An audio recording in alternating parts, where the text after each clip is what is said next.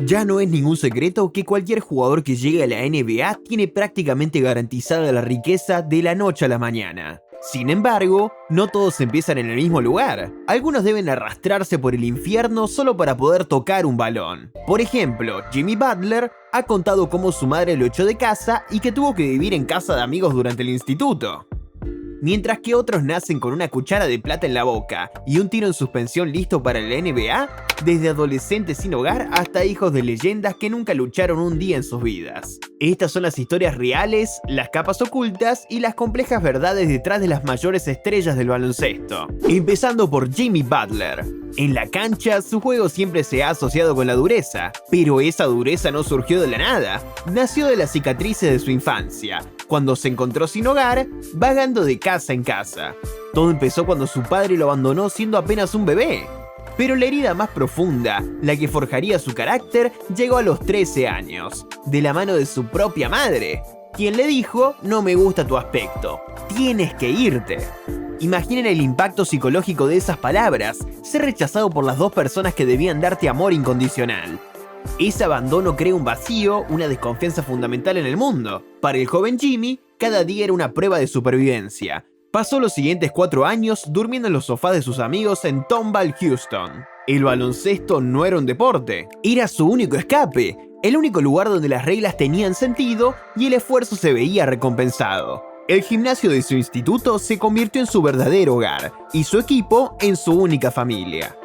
Finalmente, a los 17 años, un rayo de luz. La madre de su amigo y compañero de equipo, Jordan Leslie, lo acogió. No fue un acto de caridad, fue un acto de maternidad. Michelle Lambert ya tenía 6 hijos, pero le abrió las puertas de su casa y de su corazón. Este fue el punto de inflexión. Por primera vez, Jimmy experimentó la estabilidad de una familia, aprendiendo a confiar de nuevo. Pero la vida seguía siendo una lucha. En esa modesta casa, el dinero siempre faltaba. La situación empeoró cuando, a pesar de sus impresionantes números, ninguna universidad de primer nivel le ofreció una beca. Fue otro rechazo, otra puerta cerrada. Pero para alguien que lo había perdido todo, esto era solo otro desafío. Se matriculó en el Tyler Junior College, un lugar para los que necesitan una segunda oportunidad. Allí, lejos de los grandes focos, se convirtió en una máquina de anotar, un líder silencioso cuya ética de trabajo hablaba más fuerte que cualquier palabra. Jimmy mismo ha dicho que después de eso tuvo algunos partidos de 30 o 40 puntos, lo que le dio la confianza de que podía jugar a un alto nivel.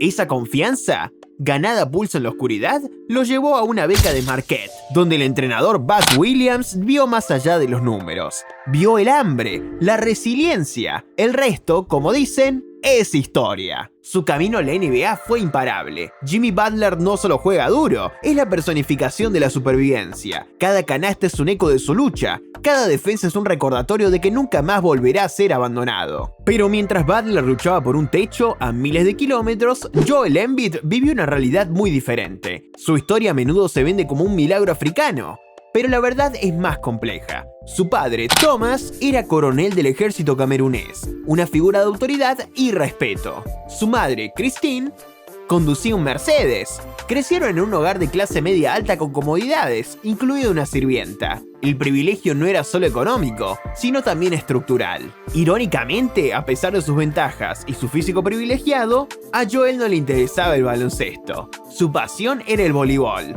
donde su salto y timing lo hacían destacar, y el fútbol, el rey de los deportes en Camerún. Él ha explicado que en Camerún la mayoría de la gente juega fútbol y que él nunca se metió de lleno con el baloncesto, solo jugaba voleibol. Todo cambió cuando, casi por casualidad, asistió al campamento del ex NBA Luc Mbah a Moute.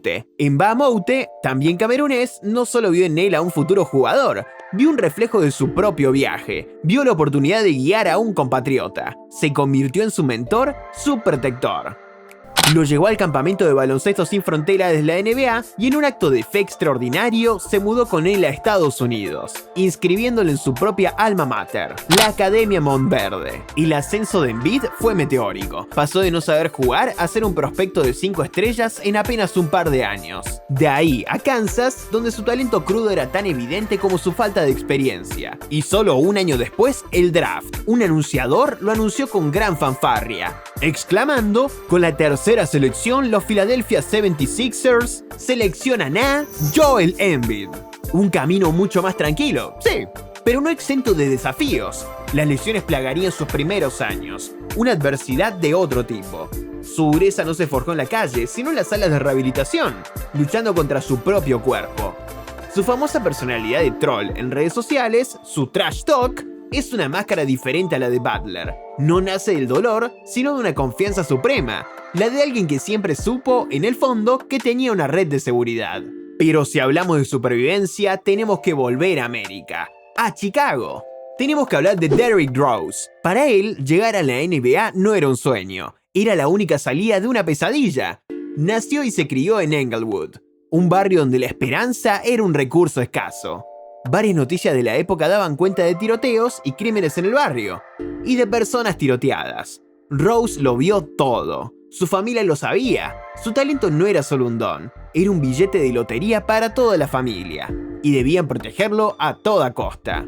Sus 3 hermanos mayores, Dwayne, Reggie y Alan, formaron un escudo humano a su alrededor. No es una metáfora. Lo escoltaban a los partidos, controlaban quién se le acercaba, navegaban las peligrosas alianzas del barrio para asegurar su neutralidad. Sacrificaron sus propias aspiraciones para que el pequeño hermano pudiera volar. El propio Rose ha contado que cuando hay un tiroteo, la gente suele correr, pero que en su vecindario era algo normal. Así que seguían jugando. Él mismo reconoce que suena loco. Ese esfuerzo inhumano, esa concentración bajo amenaza de muerte, dio sus frutos. En la Simeon Career Academy ya era una leyenda local, el Salvador prometido, pero fue en su tercer año con un tiro sobre la bocina para ganar el campeonato estatal, cuando su futuro quedó sellado.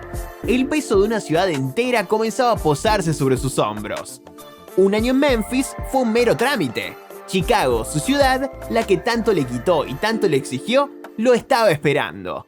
Un anunciador del draft con gran expectación dijo: con la primera selección en el draft de la NBA de 2008, los Chicago Bulls seleccionan a Derrick Rose. Se convirtió en el MVP más joven de la historia, el hijo pródigo que había regresado para restaurar la gloria. Pero la tragedia de Rose es que incluso después de escapar de Englewood, la adversidad lo siguió. Esta vez en forma de lesiones devastadoras que le robaron su explosividad y por un tiempo la alegría del juego. Su historia es un recordatorio de que se puede salir del barrio, pero las cicatrices, visibles e invisibles, perduran. Pero mientras Derrick Rose vive una auténtica historia de superación, la narrativa de Ja Morant es el enigma más fascinante de la NBA moderna. Él proyecta una imagen de dureza, de haber salido del hood, pero la realidad es que Ja creció en un tranquilo pueblo rural de Carolina del Sur llamado Dalzell, en un hogar estable con 2 padres que lo apoyaron incondicionalmente. No solo lo apoyaron, lo prepararon para la grandeza. Su madre fue base en el instituto, y su padre, T. Morant, no era un jugador cualquiera. Fue compañero del equipo universitario de una futura leyenda, un miembro del Salón de la Fama, Ray Allen. Detengámonos a pensar en lo que eso significa. Jugar al lado de Ray Allen en la universidad implica un nivel de talento y una comprensión del juego de élite. T. Morant no solo sabía jugar, entendía la disciplina, el sacrificio y la inteligencia necesarios para competir al más alto nivel. Ese conocimiento, esa genética de baloncesto de alto octanaje, se le transmitió a su hijo en la cancha de su propio patio trasero. En una ocasión, se escuchó a su padre gritarle: «Oye, eso es lo que hacen los videojuegos». Ya no luchaba por sobrevivir. Era un prodigio criado en un laboratorio de baloncesto personal. Asistió a una buena escuela y, aunque fue un prospecto subestimado, fue descubierto por Murray State, donde su talento explosivo deslumbró al mundo. Un anunciador del draft lo presentó diciendo: con la segunda selección en el draft de la NBA de 2019, los Memphis Grizzlies seleccionan a Ja Morant. Entonces, ¿por qué la fachada? ¿Por qué un joven que lo tuvo todo elija adoptar la narrativa de los que no tuvieron nada? La psicología es compleja. Quizás sea una presión por encajar en un arquetipo de la NBA que glorifica la lucha, quizás sea una forma equivocada de buscar respeto o intimidar a sus oponentes. O quizás, simplemente es la confusión de un joven que intenta forjar su propia identidad bajo los reflectores. Sea cual sea la razón, sus acciones, las suspensiones y los problemas legales son un contraste desconcertante con la sólida base sobre la que se construyó su carrera. Es una máscara que, en lugar de protegerlo, amenaza con asfixiar su brillante futuro. Pero si la falsa dureza de Morant lo está perjudicando, el legado de LeBron James, forjado en la adversidad real, solo se hace más grande. La infancia de LeBron no fue dura. Fue una batalla diaria por la supervivencia. Nació de una madre soltera de 16 años en Akron, Ohio. Se mudaba constantemente viviendo con amigos, parientes e incluso en hogares de acogida. El propio LeBron ha dicho que cuando tenía 5 años se mudó 7 veces en un año. Su padre era una figura ausente y criminal. Su madre luchaba por mantener cualquier trabajo. La escuela era un lujo. Él mismo ha contado que en cuarto grado faltó 82 días a la escuela de un total de 160. Su madre, Gloria, en un acto de amor supremo, tomó una decisión desgarradora. Dejó que LeBron viviera con la familia de su entrenador de fútbol juvenil, Frank Walker. Necesitaba estabilidad.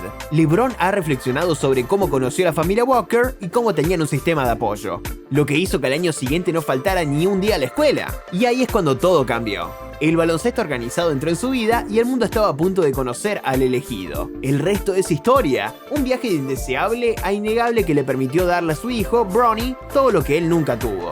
Bronny James nunca vivió en apartamentos estrechos, creció en una mansión de 36,8 millones de dólares. El baloncesto fue una constante desde que abrió los ojos. A los 10 años, sus partidos ya eran cubiertos por canales nacionales. Su padre se aseguró de que tuviera acceso a los mejores entrenadores, las mejores escuelas, las mejores instalaciones.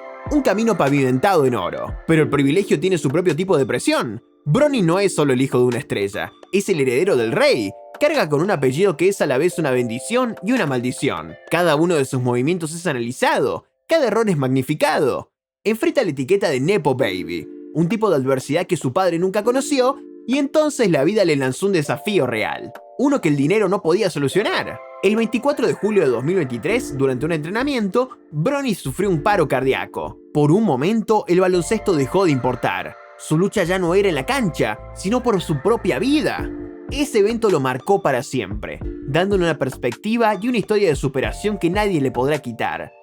Un anunciador del draft anunció: con la 55ª selección en el draft de la NBA de 2024, Los Ángeles Lakers seleccionan a Bronny James. Ahora, junto a su padre en los Lakers, la presión es inmensa, pero quizás esa batalla por su vida fue la pieza que le faltaba a su historia, la forja de su propia dureza. Dureza forjada en el fuego del abandono y la violencia, talento cultivado en un jardín de privilegios. Al final, todos se enfrentan una batalla. Algunos luchan contra el mundo para poder llegar, otros, una vez que llegan, luchan contra sí mismos, contra las expectativas o incluso contra su propio cuerpo. Dos caminos muy diferentes pueden llevar a la misma cima, pero la historia detrás del jugador, real o fabricada, siempre definirá el legado que dejan atrás. ¿Y tú qué piensas? ¿El camino difícil crea campeones más fuertes o el privilegio de una ventana insuperable? ¿La historia de qué jugador te impactó más? Nos encantaría leer tu perspectiva acá abajo en los comentarios. Si te ha gustado este análisis profundo de las estrellas del NBA, demuéstranos tu apoyo con un me gusta. Nos ayuda muchísimo a seguir creando contenido como este. Y si no quieres perderte ninguna de nuestras próximas historias sobre el mundo de la NBA, asegúrate de suscribirte al canal y activar la campanita de notificaciones. Mientras esperas el próximo video, puedes hacer clic aquí para ver otro video interesante de nuestro canal. ¡Nos vemos en el próximo!